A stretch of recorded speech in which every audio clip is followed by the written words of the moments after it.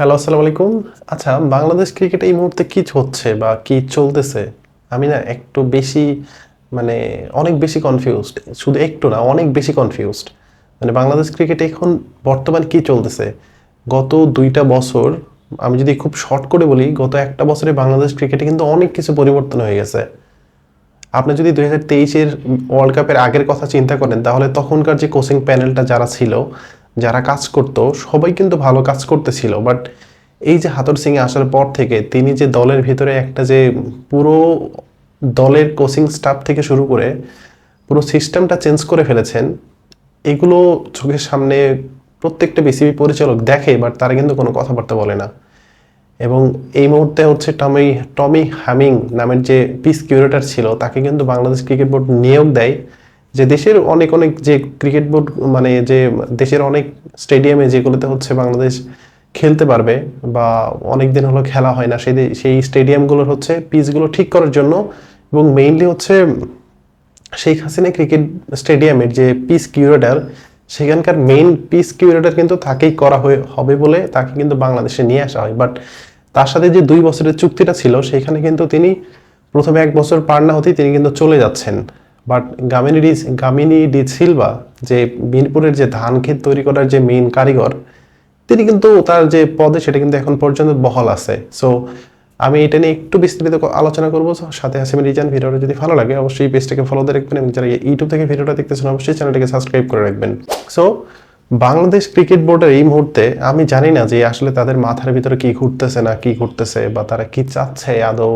তারা কি বাংলাদেশ ক্রিকেটের ভালো চাচ্ছে, নাকি বাংলাদেশ ক্রিকেট দলটা ভালো আদৌ করবে, বা কিভাবে কি করলে বাংলাদেশ দলটা ভালো অবস্থানে যাবে, বা আগে যে অবস্থানে আমরা ছিলাম সেই অবস্থানে ব্যাক করতে পারবে, এটি কিন্তু আমি জানি না। কারণ তাদের হাতে নির্দিষ্ট কোনো ধরনের কোনো প্ল্যান নাই। আপনি যদি খেয়াল করে দেখেন, তাহলে আইসিসি যতগুলো টুর্নামেন্ট হয়, সেটা ২০২৪-এর টি-20 ওয়ার্ল্ড কাপ বাদে, কারণ এখানে অনেক প্রশ্ন আছে, এটা আমি একটু পরে এক্সপ্লেন করতেছি। আইসিসি যতগুলো টুর্নামেন্ট হয়, সেখানে কিন্তু সবগুলো যদি ওডিআই টুর্নামেন্ট হয়, তাহলে কিন্তু প্রায় ৩০০-৩৫০ রান চেস করার মতো একটা পিচ তৈরি করা হয়। তো যখন আপনি ২০০ মানে ৩০০ বা ৩৫০ রান চেস করার একটা মেন্টালিটি নিয়ে খেলবেন, তখন কিন্তু ওই রানগুলো কিন্তু আপনার কাছে খুব একটা কঠিন মনে হবে না। বাট বাংলাদেশের কাছে কিন্তু ২৮০ বা ৩০০ রান কিন্তু অনেক কঠিন কিছু হয়ে দাঁড়ায়। এটার একটা মাত্রই কারণ, সেটা হচ্ছে যে বাংলাদেশ দলের যে বর্তমান যে পারফরমেন্স, বা বিগত ৫-৭ বছরের যে পারফরমেন্স, সেখানে কিন্তু তারা ৩০০ রান চেস করে যে খেলার মতো একটা মেন্টালিটি, বা তাদের যে খেলার একটা ধরন, সেটা কিন্তু তারা কখনোই সেই অ্যাবিলিটি গেইন করতে পারে নাই। শুধু একটা কারণেই, কারণ বাংলাদেশি ক্রিকেটটা হচ্ছে মিরপুর কেন্দ্রিক, এবং বাংলাদেশ ক্রিকেট বোর্ডের যে প্ল্যান অনুযায়ী বাংলাদেশের দল সবচেয়ে বেশি খেলে মিরপুরে। এবং এই মিরপুরের যে পিচটা, যদি আপনি ওডিআই চিন্তা করেন তাহলে ২৪০ থেকে ২৬০, এবং যদি টি-20 চিন্তা করেন তাহলে ১২০ থেকে ১৩০ বা ৪০-৫০ রান নিলে ওই রান চেস করা ইম্পসিবল। সো এই যে পিচের যে একটা অবস্থা, বা বাংলাদেশ দলের যে মেন্টালিটির একটা অবস্থা, সেটা কিন্তু বাংলাদেশ দলের উপরে এফেক্ট ফেলে অনেক বেশি, যেটা হচ্ছে আইসিসি টুর্নামেন্টে খেলতে গিয়ে। আবার যদি আপনি টি-20 পার্সপেক্টিভ থেকে আপনি যদি চিন্তা করে দেখেন, তাহলে এই দলটা কিন্তু ১৬০, ৭০ বা ১৮০ রান চেস করতে গিয়ে কিন্তু তারা কিন্তু হেরে যায়, বা তারা কিন্তু ওই ১৭০, ৮০ বা ৯০ রান যখন অপোনেন্ট করে ফেলে, তখন কিন্তু তাদের মধ্যে সেই কনফিডেন্সটা থাকে না। তারা কিন্তু এগুলো চেস করতে আদৌ চেষ্টাও করে না, কারণ তারা পারবে না। এখন আপনি পাশের দেশ শ্রীলঙ্কার কথা চিন্তা করেন, আপনি পাকিস্তানের কথা চিন্তা করেন, ইন্ডিয়ার কথা চিন্তা করেন। এরা কিন্তু নর্মালি তারা দেশের মাটিতে যে পিচগুলোতে প্র্যাকটিস করে, সেগুলো কিন্তু ওই ২২০-৩০ রানের একটা পিচ হয়। সেটা টি-20 পার্সপেক্টিভে আমি বলতেছি। আপনি এবার একটাবার চিন্তা করে দেখেন যে আইপিএলে কত কত রান হয়েছে, কত রেকর্ড হইল। বাট বাংলাদেশের বিপিএল হইলে সেখানে ২০০ রানের একটা ইনিংস দেখা খুবই রেয়ার একটা কেস। এবং মানে ২০০ রান চেস করে যে ম্যাচ জিতবে, এটা কিন্তু খুবই রেয়ার।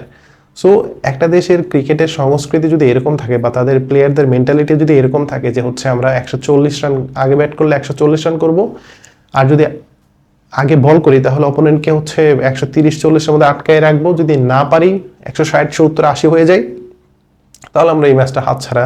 মানে এই ম্যাচের মানে হচ্ছে এই ম্যাচের তখন যে কনফিডেন্সলি খেলার জন্য যে রানটা চেস করবে, সেটা কিন্তু তারা বাংলাদেশ যে প্লেয়াররা আছে তারা কিন্তু করবে না। এটাই হচ্ছে তাদের মেন্টালিটি, বা খেলার ধরন দেখে কিন্তু এটাই বোঝা যায়। এখন এতগুলো কথার পিছনে যে মেইন কথাটা, সেটা হচ্ছে কি, যে একটাবার চিন্তা করে দেখেন তো, যে মিরপুরের যে প্রধান কিউরেটর, পিস কিউরেটর গামিনী, এই গামিনী কতদিন হলো এই ক্রিকেট বোর্ডের সাথে আছে? ওই 2014 বা 12 সাল থেকে কিন্তু তিনি এই বোর্ডের সাথে কাজ করতেছে, এই পিস নিয়ে কাজ করতেছে। এখন একটা মানুষ প্রায় 10 বছর হলো কাজ করতেছে একটা পিস নিয়ে, সেই পিস এখন পর্যন্ত তিনি 300 রান বা 350 রান করার মতো যে একটা পিচ, সেটা কিন্তু তিনি তৈরি করতে পারেনি। এখন বাংলাদেশ ক্রিকেট বোর্ড চাচ্ছে না, নাকি তার অ্যাবিলিটি নাই, সেটা কিন্তু আমরা বলতেও পারি না বা বুঝতেও পারি না।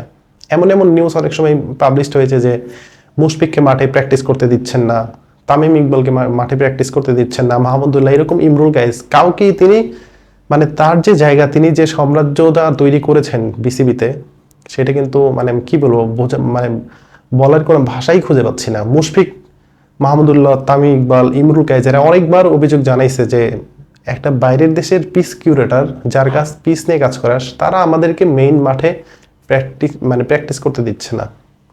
এটা জানার পরেও কিন্তু বিসিবি কোনো ধরনের কোনো পদক্ষেপ নেয়নি, কোনো ধরনের কিচ্ছু করেনি। জাস্ট হচ্ছে তারা এখনো কিন্তু তাকে ওই যে দায়িত্বে সেটা কিন্তু বহাল রেখেছে। এখন পর্যন্ত এত সমালোচনা হওয়ার পরেও আমরা সবাই খেলোয়াড়দেরকে দোষ দিই, আমরা সবাই কোচদের দোষ দিই, আমরা সবাই হচ্ছে বিসিবিকে দোষ দিই। বাট আমাদের যে মেইন প্রবলেমটা, একটা ভিত্তিতে যদি প্রবলেমটা হয়, আপনার প্লেয়ারদের মেন্টালিটি যদি এরকম থাকে যে আমরা 220-30 রানের উপরে চেস করতে পারবো না, বা আগে ব্যাট করলে হচ্ছে 220-30-এর বেশি করতে পারবো না, তাহলে ওই দল দিয়ে আইসিসি টুর্নামেন্টে আপনি ভালো কোনো কিছু করতেই পারবেন না। এটা আশা করাটাও অনেক বোকামি কাজ। আপনার শ্রীলঙ্কার কথা যে আমি বললাম, শ্রীলঙ্কাতে যে ঘরোয়া লিগটা হয়, ন্যাশনাল টি20 লিগ, সেখানে অলমোস্ট প্রত্যেকটা ম্যাচে 200-এর উপরে রান হয়। সেটা হোক বাজে পিসে হোক, ছোট বাউন্ডারি হোক, যেটাই হোক না কেন, তারা কিন্তু এত রান করে। এবং তাদের প্লেয়ারদের ওই মেন্টালিটি তখন থেকে তৈরি হয় যে আচ্ছা 200 রান যখন চেস করতে হবে তখন কিভাবে ব্যাটিংটা করতে হবে। যদি শ্রীলঙ্কার কথা বলেন, এই যে এখন যে এলপিএল চলতেছে, এই এলপিএলে বাংলাদেশি বলার থেকে শুরু করে প্রত্যেকটা দেশের বোলিংয়ে ধুমসে মারকাচ্ছে। কিন্তু এটার পিছনে কিন্তু একটা সায়েন্স, সেটা হচ্ছে যে তাদের পিচগুলোকে ব্যাটিং সহায়ক করা, মাঠটা একটু ছোট করা, ওই শুধুমাত্র একটা কারণেই, যে তাদের প্লেয়ারদের মধ্যে মেন্টালিটি তৈরি করা যে প্লেয়ারগুলো যেন 220-30 রান চেস করার একটা অ্যাবিলিটি তাদের মধ্যে তৈরি হয়, তাদের যেন ওই কনফিডেন্সটা তৈরি হয়, তারা যেন আইসিসি টুর্নামেন্টে গিয়ে কখনো পিছপা না হয়। বাট বাংলাদেশের যে বিপিএল হয়, সেখানে কিন্তু আপনি কখনোই চিন্তা করতে পারবেন না যে 180 রান বা 170 রান বা 200 রানের একটা ইনিংস আপনি দেখবেন। খুবই কালে ভদ্রে দেখা যায়। পুরো টুর্নামেন্টে একটা অথবা দুইটা ম্যাচ হয়তো দুইটা ইনিংস হচ্ছে 200 রানের উপরে রান হয়, বাদ বাকি ম্যাচগুলো কিন্তু 140-30-120 এর মধ্যেই থাকে। সো এইভাবে যদি চলতে থাকে, তাহলে কিন্তু বাংলাদেশ ক্রিকেট বোর্ড বা বাংলাদেশের যে ক্রিকেট দলটা, সেটা অদূর আগামী নেক্সট 20-25 বছরেও কিন্তু এখান থেকে বের হতে পারবে না। তাদের মেন্টালিটি চেঞ্জ করতে হবে, বাংলাদেশের প্লেয়ারদের যে খেলার যে ধরন সেটা চেঞ্জ করতে হবে, এবং সেটা চেঞ্জ করার জন্য পিচগুলোকে ভালোভাবে তৈরি করতে হবে। ওই একটা কনফিডেন্স দিতে হবে বাইরে থেকে যে তোমরা 200 রান 180 রান চেস করতে পারবা। এই কনফিডেন্সটা দেওয়ার জন্য কিন্তু ওই পিচ কিউরেটরকেই কিন্তু এই পিচ তৈরি করতে হবে। এখন গামিনীকে যদি আপনি পুরো 10-12 বছর ধরে রাখার পরে যদি কোনো ফলাফল না পান, এবং তাকে যদি আপনারা বরখাস্ত করতে না পারেন, তাহলে এখানে প্রশ্নটা আমি কাকে করব?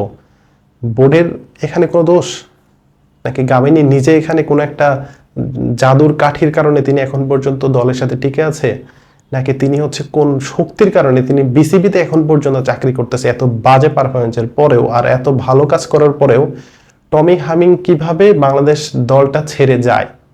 এগুলো কিন্তু একটা অনেক বড় একটা প্রশ্ন থেকে যায় যে টনি হামিং এর মতো একটা অভিজ্ঞ কিউরেটর, যাকে হচ্ছে পিস কিউরেটরের জগতে রাজা বলা হয়, এরকম একটা ভদ্রলোক বাংলাদেশ ক্রিকেট বোর্ডে এসে সিলেটের পিচটাকে তিনি চেঞ্জ করেছেন, তিনি বরিশালের যে সোনিয়াবাদ যে হচ্ছে স্টেডিয়ামটা, সেটা তিনি পিচ নতুন করে তৈরি করেছেন, তিনি খুলনার পিচটা তৈরি করেছেন, তিনি রাজশাহী, বগুড়া সবগুলো স্টেডিয়ামের পিচ নিয়ে পিচ নিয়ে কাজ করার একটা কথাবার্তা ছিল। দেন শেখ হাসিনা ইন্টারন্যাশনাল স্টেডিয়াম, যেটা হচ্ছে নতুনভাবে তৈরি করার কথা, সেই মাঠের পুরো পিচটা কিন্তু তার দায়িত্বে কিন্তু ছিল। তিনি কিন্তু তৈরি করার একটা অঙ্গীকার নিয়ে বাংলাদেশে এসেছিলেন, বাট কোনো একটা অজানা কারণে তিনি কিন্তু বাংলাদেশ ছেড়ে অলরেডি চলে গেছেন। সো এগুলো কেন হচ্ছে বিসিবি এগুলোকে দেখে না, বা কোন শক্তিতে গামিনী এখন পর্যন্ত টিকে আছে, বা টমি হামিং এর মতো যে এত ভালো কিউরেটর তারা বাংলাদেশ ক্রিকেট দল ছেড়ে চলে যাচ্ছে, এগুলো কিন্তু অনেক বড় একটা প্রশ্ন। সো আমি জানি না এগুলোর উত্তরটা কি, যারা জানেন তারা অবশ্যই কমেন্ট বক্সে জানাবেন। সো আজকে ভিডিও পর্যন্তই, ধন্যবাদ সবাইকে, আসসালামু আলাইকুম।